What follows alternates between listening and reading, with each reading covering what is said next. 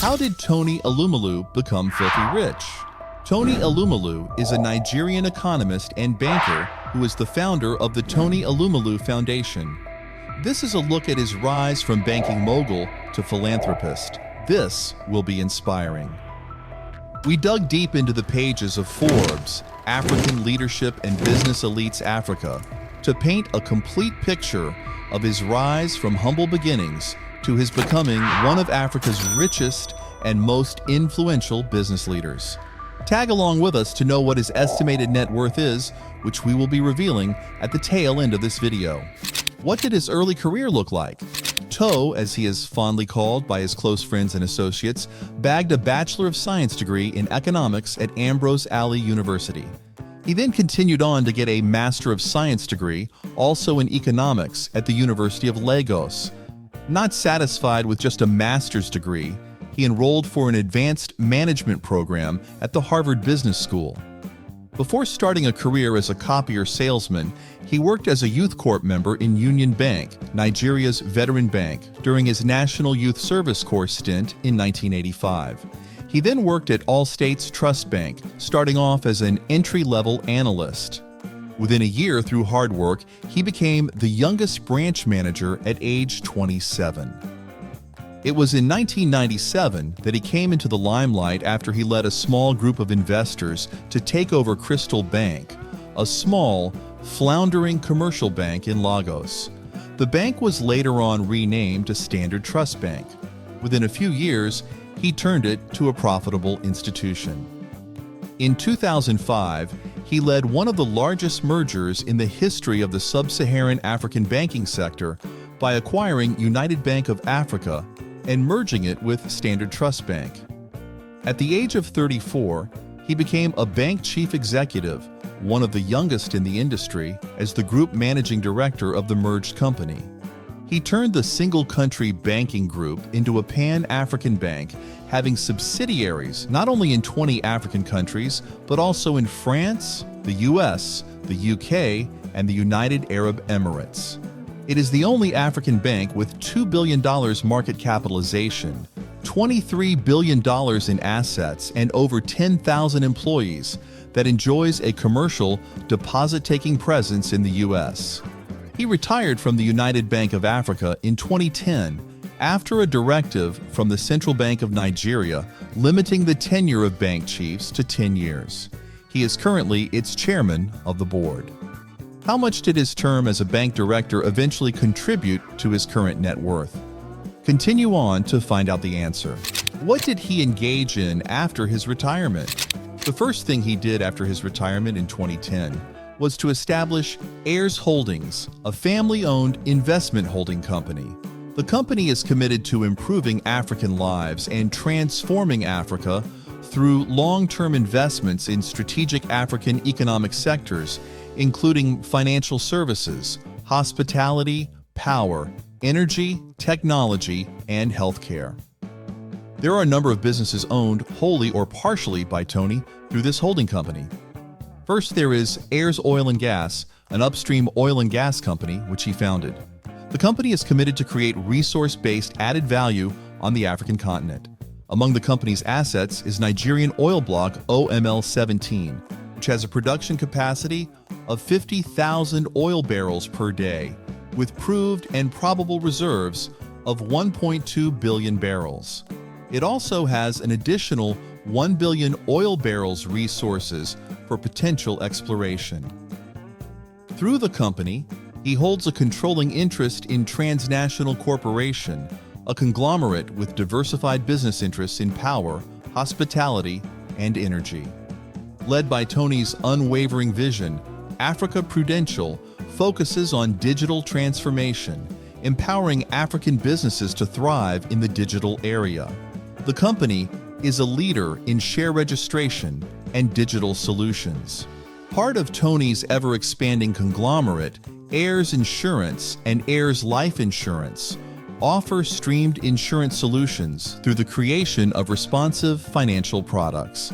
Driven by Tony's commitment to excellence, United Capital plc empowers governments, businesses, and individuals by leveraging technology in its provision of top-tier financial services.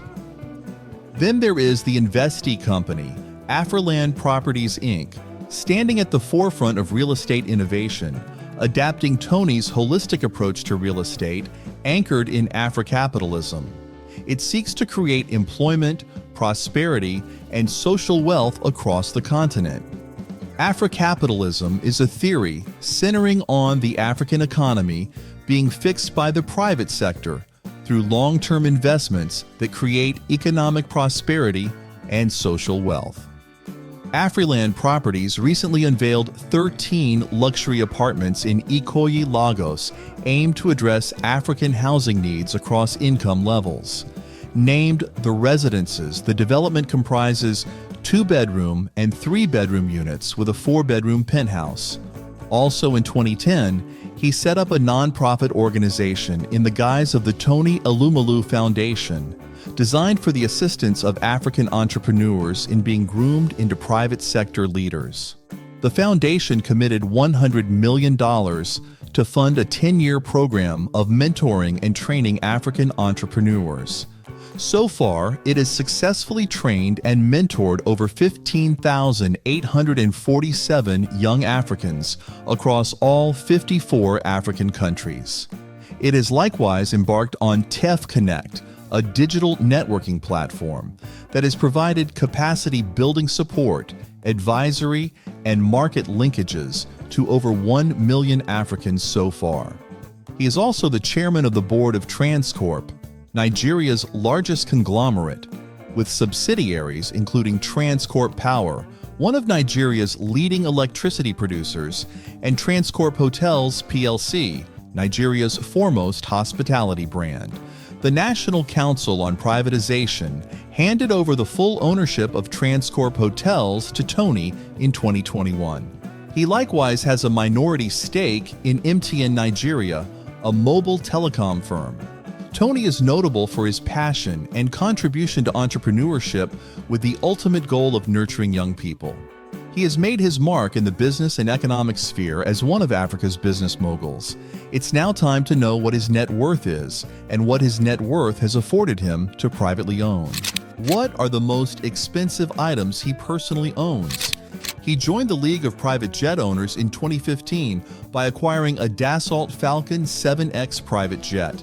Being the world's first business jet equipped with a digital flight control system, its cost was estimated to be $57.3 million in 2023.